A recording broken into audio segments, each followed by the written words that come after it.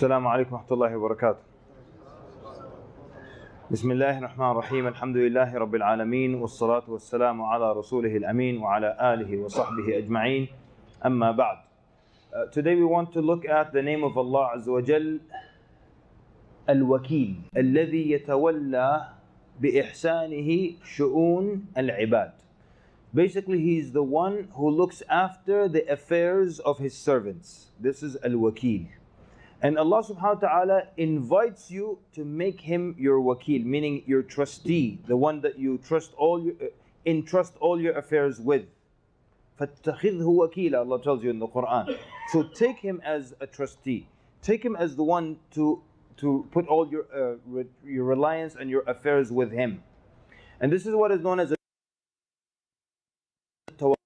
tawakkul, is that it is an action of the heart. Al-tawakkul, amal al-qalb. It's an action of the heart. Meaning, with your body, with your limbs, you do all the running around, you do all the things that you physically need to take care of, but all the while your heart is only attached to Allah subhanahu wa ta'ala. You see this very clearly in the life of the Prophet sallallahu alaihi wasallam. On the way back from Al-Ta'if, when the Prophet and Zayd ibn Haritha, leaving Al-Ta'if now, are coming back into Mecca. The Prophet ﷺ now is worried and concerned about entering Mecca because the Meccans are very angry with him, and Abu Talib, who used to protect him, has passed away. So now they're going to attack him because how dare you go and try to give da'wah in another city. So he is worried, and Zayd ibn Haritha is worried about Mecca. And that's why the angel offered to crush the people of Mecca between the mountains. So Zayd radiallahu anhu says to the Prophet ﷺ, how are you going to go back into the city after they have sent you out of it? You're not welcome to go back.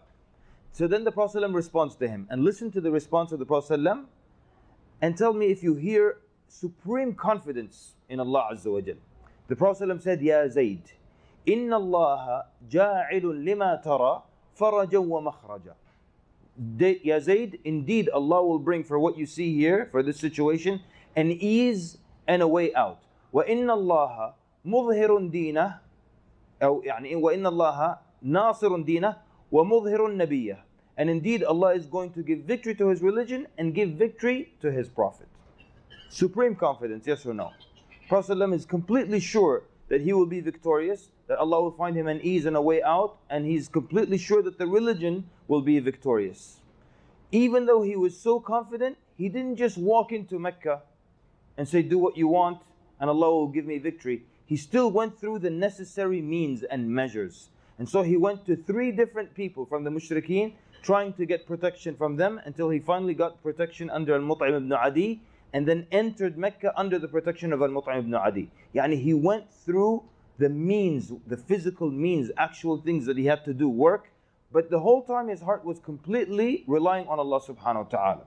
So tawakkul is when you rely upon Allah, but you do the work that needs to be done.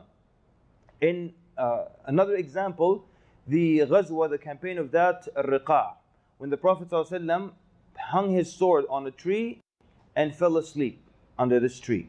And there was no one around him.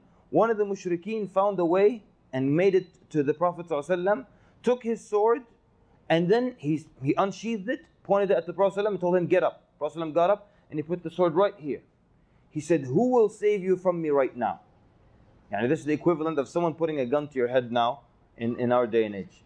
Actually, true story, has nothing to do with the class, but this guy tells one of my friends, he tells him that he was out here in America, he was getting money from his ATM. Money from the ATM. When he got the cash out, he felt a gun on the back of his head. The guy said, give me all your money.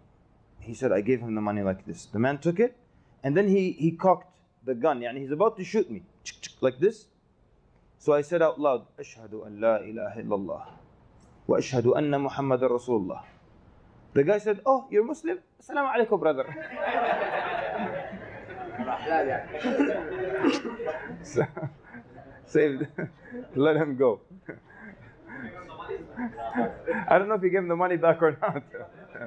Maybe just let him take his life and they took his money. It's a true story. Mush joke, la wallah. It's a true story. The guy himself told it to one of our mashayikh. So, going back to that Riqa', the man puts the sword like this to the Prophet ﷺ and he said, who will save you from me now? And the Prophet ﷺ tells him, Allah. When he tells him Allah, the man staggers, and he drops the sword. The Prophet picks it up, points it to him, says, who will save you from me? The man starts to beg for his life. And the Prophet lets him go. He tells him, just do not aid anyone against me. I'm going to let you go. Don't ever assist someone against me, and go, you're free. And we're focusing on tawakkul, but we have to make a point here of how this man tried to assassinate the leader, and the leader ﷺ just let him go. And imagine that would happen today. It would never happen today. Any type of leader, someone tries to do anything to them, how they will retaliate. Prophet ﷺ said, Khalas, let's just go. Don't ever assist anyone against me, and you're free to go. And so this is tawakkul. Your heart is attached to Allah. You're physically doing the work that needs to be done. The opposite of a tawakkul is a tawakkul. A tawakkul. That's when you don't do anything and you expect everything to come to you. You're not doing any work. And we see this sometimes a lot in the community. Someone is not trying to work, but he's waiting for work to come. Like some CEO is going to knock on his door. We need you. It doesn't work like that, right? And that's why they said, "Man arada siyada, taraka al-wisada." Whoever wants a siyada, leadership, high position, good position, tarak, he leaves al-wisada, the cushion. You can't just be laying around and getting it. Ibn al-Qayyim rahimahullah used to say, "Al-na'im la yudraku bin-na'im." Meaning, if you want a life of ease and luxury, you don't get that with a life of ease and luxury. So a life of ease and luxury doesn't come through ease and luxury. You have to work for it. And so we see the verses of tawakkul in the Quran. And we're probably going to have to finish tawakkul or Al-Wakeel tomorrow, because the verses of tawakkul really are deserving of contemplation and a pause. When Allah subhanahu wa ta'ala wants you to put your trust upon Him, these ayat of tawakkul show you that it is worth putting your tawakkul in Allah subhanahu wa ta'ala, and only in Allah subhanahu wa ta'ala. Allah Azza wa Jal says, يعني رب المشرق والمغرب لا إله إلا هو فاتخذه وكيلا. The Lord of Al-Mashriq, the east, and the west. There is no God worthy of worship except Him, so take Him as a wakil. Take Him as a trustee, one to put your trust and reliance upon. What's powerful about that? Allah subhanahu wa ta'ala is the Lord, and the Lord does three specific things. Al-Khalq wal-Mulk wal-Tadbir. يعني creation, and the dominion, and regulating affairs. So He is the Lord, the creator, and the one who owns everything in the east and regulates all the affairs in the east. And the same thing for the west. And there's no God worthy of worship except Him, so take Him as a wakil. So your affairs, whatever you need, will be within the east and the west. It's not going to be outside of this world. And this is the Lord of the east and the west. So take Him as a wakil. Makes sense. More so than someone who owns this much, or he controls this much of the city, or owns this many buildings, or this many branches of something. This is Allah subhanahu wa ta'ala, the Lord of the east and the west. So take Him as a wakil. Makes sense. The verse encourages you to put your reliance on Allah subhanahu wa ta'ala. وَلِلَّهِ غَيْبُ السَّمَاوَاتِ وَالْأَرْضِ. And to Allah is the unseen, He knows everything of the heavens and the earth. وَإِلَيْهِ يُرْجَعُ الْأَمْرُ كُلُّهُ. And to Him all the affairs return. So then Allah subhanahu wa ta'ala says, فَاعْبُدْهُ وَتَوَكَّلْ عَلَيْهِ. So worship Him and put your tawakkul upon Him. The one who regulates everything, and all the affairs return back to Him, of the heavens and the earth. More so than the one who is in charge of the entire building or the entire department, where you would put your reliance upon Him, but the whole heavens and the earth. Other two quick examples and we stop. وَتَوَكَّلْ عَلَى الْحَيِّ الَّذِي لَا يَمُوتُ.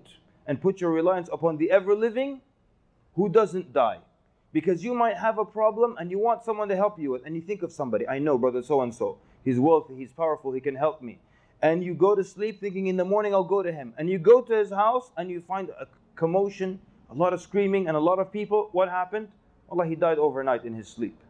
So you're going to put your tawakkul on someone who dies, or وَتَوَكَّلْ عَلَى الْحَيِّ, the ever-living who doesn't die. So the verses are encouraging you put your tawakkul on Allah subhanahu wa ta'ala.